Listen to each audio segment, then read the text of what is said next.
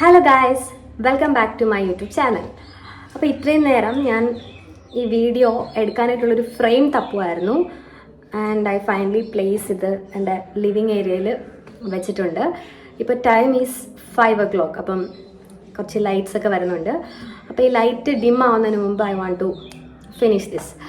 അപ്പോൾ okay, anyway this is going to be a very small video. I hope എനിക്കിത് ഇത്ര lengthy ആയിട്ടുള്ളൊരു video ആയിട്ട് ചെയ്യണം എന്നില്ല, because it's just my talk, blah blah blah talks. കമ്പനിയിൽ കണ്ട പോലെ so late realisations in life, അതായത് ദിസ് ഈസ് 2025. അപ്പോൾ എനിക്ക് കുറേ കാര്യങ്ങൾ റിയലൈസായി.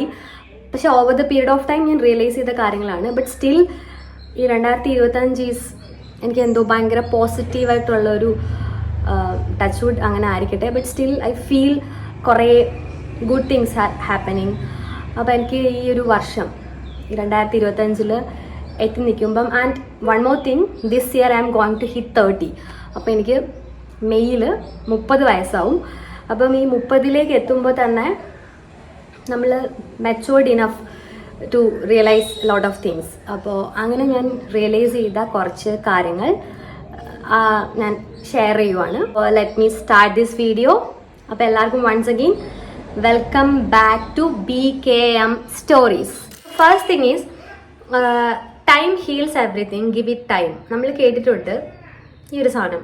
പക്ഷെ അതെനിക്ക് ശരിക്കും എനിക്ക് റിയലൈസ്ഡായി. കാരണം ഇപ്പം നമുക്കൊരു കാര്യത്തിൽ കുറേ നാളിന് മുന്നേ ഒരു വിഷമം ഉണ്ടായിട്ടുണ്ടെങ്കിൽ over the period of time നമുക്കൊന്നുമില്ലെങ്കിൽ ആ വിഷമം കംപ്ലീറ്റ്ലി മാറിയിട്ടുണ്ടായിരിക്കും, ഇല്ലെങ്കിൽ അതിൻ്റെ ഡെപ്ത് കുറഞ്ഞിട്ടുണ്ടായിരിക്കും, ഇല്ലെങ്കിൽ ആ വിഷമം ടേൺ ഔട്ട് ആയിട്ട് ഇപ്പോൾ ഒരു ഹാപ്പിനെസ് ആയിരിക്കും നമുക്ക് അതിനെപ്പറ്റി ആലോചിക്കുമ്പോൾ.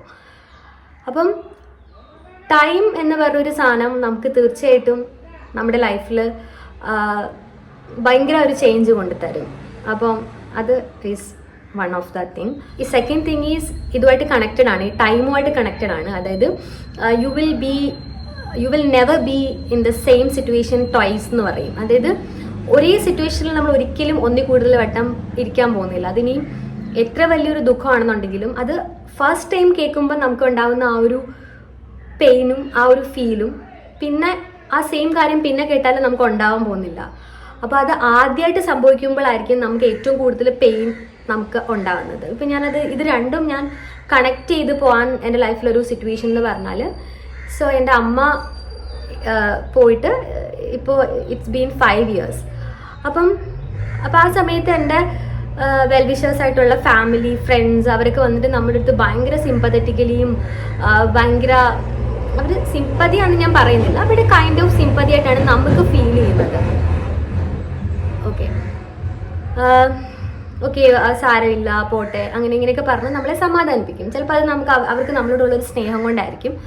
സോ പിന്നെ കുറച്ച് കഴിയുമ്പോൾ നമ്മൾ കുറച്ച് ഹാപ്പി ആയിട്ടുള്ള രീതിയിൽ പിന്നെ നോർമൽ ഗോയിങ് ലൈഫായിട്ട് നമ്മൾ മുന്നോട്ട് പോകുമ്പം ഈ ആൾക്കാർ തന്നെ വന്നിട്ട് പറയും, ഓ എങ്ങനെ ഇത്ര പെട്ടെന്ന് ഇങ്ങനെ ഇരിക്കാൻ പറ്റുന്നു, അല്ലെങ്കിൽ പിന്നെയും ഇങ്ങനെ ഇതൊക്കെ മറന്നിട്ട്, അല്ലെങ്കിൽ യു ആർ സോ ഗ്രേറ്റ്, ഓ നീ ഇങ്ങനെ ഇത്ര സ്ട്രോങ് ആയിട്ട് ഇരിക്കുന്നല്ലോ, നിന്റെ സിറ്റുവേഷനിൽ ഞങ്ങളായിരുന്നെങ്കിൽ ഇങ്ങനെ ഇത്ര ഫ്രീ ആയിട്ട് പിന്നെ ഇരിക്കാൻ പറ്റില്ലായിരുന്നു എന്നൊക്കെ. അപ്പം എനിക്ക് ഇവരുടെ അടുത്ത് പറയാനുള്ളത്, അല്ലെങ്കിൽ ഇനി ആരെങ്കിലും ഇങ്ങനത്തെ ഒരു സിറ്റുവേഷൻ ഫേസ് ചെയ്യാൻ പോകാന്നുണ്ടെങ്കിൽ, നോട്ട് ഇങ്ങനത്തെ ഒരു സിറ്റുവേഷൻ അല്ല, എനി സിറ്റുവേഷൻ, ഒരു ബാഡ് സിറ്റുവേഷൻ, ഒരു പെയിൻഫുൾ സിറ്റുവേഷൻ ഫേസ് ചെയ്യുകയാണെന്നുണ്ടെങ്കിൽ എനിക്ക് പറയാനുള്ളത്, നമ്മൾ ലൈഫ് ലോങ് ആ ഒരു മൊമെൻറ്റിൽ ഇരിക്കുകയല്ല അല്ലേ. നമുക്ക് ആ ഒരു മൊമെൻറ്റിൽ ആ ടൈമിൽ നമ്മളതിൽ കൂടെ കടന്നുപോയി നമ്മളത് ഫുള്ളി അതായത് അതിലൂടെ ഉണ്ടാകുന്ന എല്ലാം നമ്മൾ ആ മൊമെൻറ്റിൽ ആ ട്രൂത്ത് നമ്മൾ റിയലൈസ് ചെയ്തു. പക്ഷെ പിന്നീട് നമ്മൾ ഒരിക്കലും ലൈഫിൽ മുന്നോട്ട് പോകുമ്പോൾ അത് പിന്നെയും നമ്മുടെ ലൈഫിൽ ഒന്നും കൂടെ സംഭവിക്കാൻ പോകുന്നില്ല.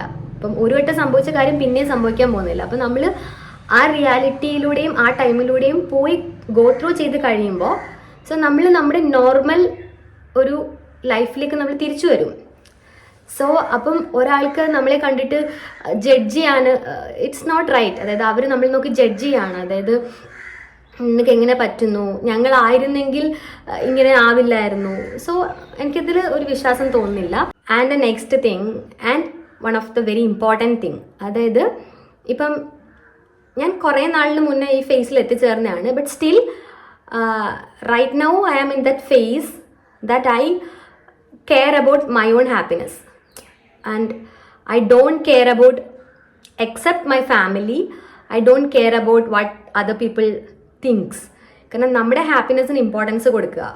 വേറൊരാൾക്ക് അവർക്ക് സജഷൻസ് ഉണ്ടാവും. ഇപ്പം നിങ്ങൾ എപ്പോഴും മനസ്സിലാക്കേണ്ട ഒരു കാര്യം, നമുക്കൊരാൾ കൂടുതൽ സജഷൻസും കൂടുതൽ കമൻസും കൂടുതൽ അഭിപ്രായവും നമ്മുടെ ഏതെങ്കിലും ഒരു കാര്യത്തിനെ പറ്റി പറയുന്നുണ്ടെങ്കിൽ ഇറ്റ് മീൻസ് നമ്മൾ എന്തോ നല്ലത് ഉണ്ട്.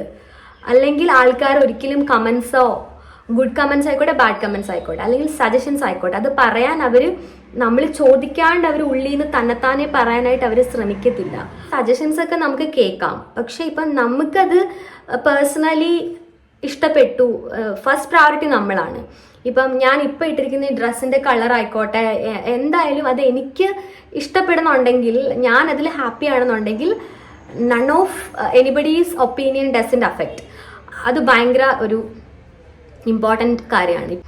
പിന്നെ വേറെ കാര്യം എന്ന് പറഞ്ഞാൽ, ഇപ്പം സൈലൻസ് ഈസ് ബെറ്റർ എന്ന് എനിക്ക് മനസ്സിലായി. കാരണം നമ്മൾ എല്ലാത്തിനും റെസ്പോണ്ട് ചെയ്യേണ്ടയോ എല്ലാത്തിനും ആൻസർ ചെയ്യേണ്ടയോ കാര്യമില്ല. കാരണം ഒരു കാര്യത്തിനെ പറ്റി ആൾക്കാർ നമ്മളോട് പലതും ചോദിക്കാം. Not everything need to be said. നമ്മളെല്ലാം പറയേണ്ട കാര്യമില്ല, മനസ്സിലായോ? You can keep silent about your life.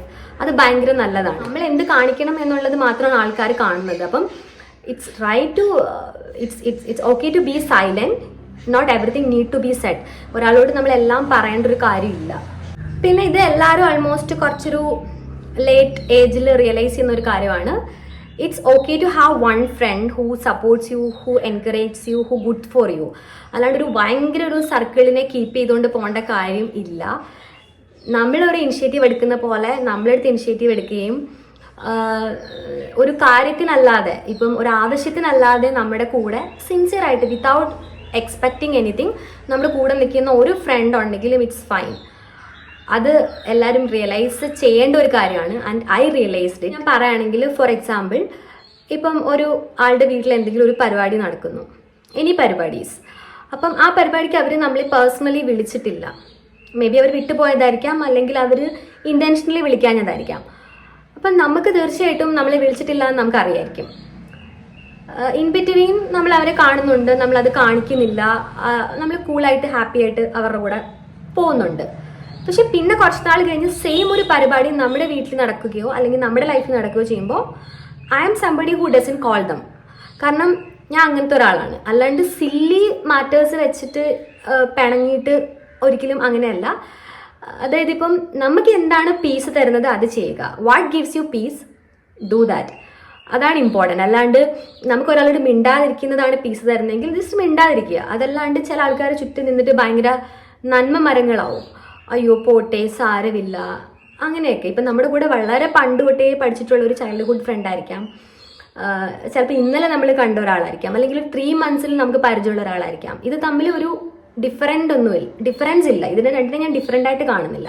So ആരാണ് നമ്മുടെ അടുത്ത് സിൻസിയർ ആയിട്ടും നമ്മളെ ഓരോ കാര്യത്തിനും നമ്മുടെ അടുത്ത് എങ്ങനെയാണ് ട്രീറ്റ് ചെയ്യുന്നത് അതുപോലെ തിരിച്ച് അവരുടെ അടുത്തും നമ്മൾ ട്രീറ്റ് ചെയ്യുക.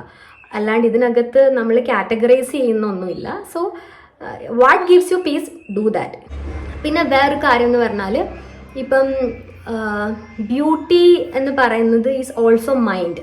അതെനിക്ക് ഭയങ്കരമായിട്ട് റിലീസ് ചെയ്തൊരു കാര്യമാണ്. ഇപ്പം ഒരാൾ റോഡിൽ കൂടെ പോകുമ്പം അയാളെ ഓപ്പോസിറ്റ് ക്രോസ് ചെയ്ത് വരുന്ന ഒരാൾക്ക് അയാളെ നോക്കിയിട്ട്, ഓ ഈ പെണ്ണ് എന്താ ഇട്ടേക്കുന്നത്, ഒരുമാതിരി കണ്ടാലൊരു വല്ലാത്ത കോലം എന്നായിരിക്കും അയാൾ ചിന്തിക്കുന്നത്. നമ്മൾ അയാളെ ക്രോസ് ചെയ്ത് ഈ പെണ്ണ് മുന്നോട്ട് പോകുമ്പം വേറൊരാൾ വരുമ്പോൾ, ഓ എന്ത് ഭംഗിയുണ്ട് കാണാൻ, നല്ല ഫാഷൻ അല്ലേ. അപ്പം 2 പേരും അവരെ കണ്ടിട്ട് 2 ചിന്തയാണ് ചിന്തിച്ചത്. അപ്പം beauty is what you think. അത് ഭയങ്കര ഇമ്പോർട്ടൻ്റ് ആണ്. ഇപ്പം എനിക്ക് നല്ലതാണെന്ന് തോന്നുന്ന ഒരു കാര്യം വേറൊരാളെ കാണിക്കുമ്പം അയാൾക്കത് ഇഷ്ടപ്പെടണം എന്നില്ല. അപ്പം ഇതൊന്നും ഒരു ഡിഫൈൻഡ് കാര്യമല്ല. ഇറ്റ്സ് നോട്ട് സംതിങ് ഡിഫൈൻഡ് അല്ലേ. ഒരാൾ ഡിഫൈൻ ചെയ്ത് വെച്ചിട്ടുള്ളൊരു കാര്യമല്ല. നമ്മുടെ ബിലീഫാണ്, നമ്മുടെ ഇഷ്ടമാണ്. എന്ത് നമുക്ക് ചേരും, അത് ചേരുമ്പോൾ നമ്മളെ കാണാൻ നല്ലതാണോ നല്ലതല്ലേ. ചില ആൾക്കാരുണ്ട് വിശ്വസിക്കുന്നത് ഭയങ്കര എക്സ്പെൻസീവ് ആൻഡ് ഭയങ്കര കോസ്റ്റ്ലി ആയിട്ട് ഒരുങ്ങി നടക്കുമ്പോഴും അങ്ങനത്തെ പ്രോഡക്റ്റ്സ് യൂസ് ചെയ്ത് അങ്ങനത്തെ ഡ്രസ്സ് ഇട്ട് അങ്ങനെ ഇരിക്കുമ്പോഴാണ് അവരെ കാണാൻ സൂപ്പർ എന്ന്. അത് അവർക്ക് കോൺഫിഡൻസ് ഇല്ലാത്തതുകൊണ്ടാണെന്നാണ് ഞാൻ വിശ്വസിക്കുന്നത്. കാരണം it's about the way you carry yourself. അതാണ് actually in my point of view അതാണ് beauty. It's something that comes from inside. So just believe in yourself. ചുറ്റുമുള്ള ഇങ്ങനത്തെ കാര്യങ്ങളൊക്കെ just let it go. And live your life for yourself. അതാണ് നമുക്ക് മനസ്സിലാക്കേണ്ട ഒരു കാര്യം. സോ ദ റീസൺ ഞാൻ ഈ വീഡിയോ ഉണ്ടാക്കിയത് എൻ്റെ തന്നെ ഒരു സെൽഫിനോട് ഞാൻ പറയുന്ന ഒരു കാര്യങ്ങളാണിത്. സോ അതെനിക്കൊന്ന് റെക്കോർഡ് ചെയ്ത് വെക്കണം. സോ കുറേ വർഷം കഴിയുമ്പോഴും ഈ വീഡിയോയും യൂട്യൂബും ഒക്കെ ഉണ്ടെങ്കിൽ ഇതെനിക്ക് കാണാം. സോ അതുകൊണ്ട് ഞാൻ ക്രിയേറ്റ് ചെയ്തൊരു വീഡിയോ ആണ്. പിന്നെ ഞാൻ ഒറ്റയ്ക്കൊരു വീഡിയോ ചെയ്തിട്ട് കുറച്ചായല്ലോ, അപ്പോൾ ഐ തോട്ട് ഒറ്റയ്ക്കൊരു വീഡിയോ ചെയ്യണമെന്ന്. ഓക്കെ, അപ്പം നമുക്ക് നെക്സ്റ്റ് വീഡിയോയിൽ കാണാം. ടാറ്റാ.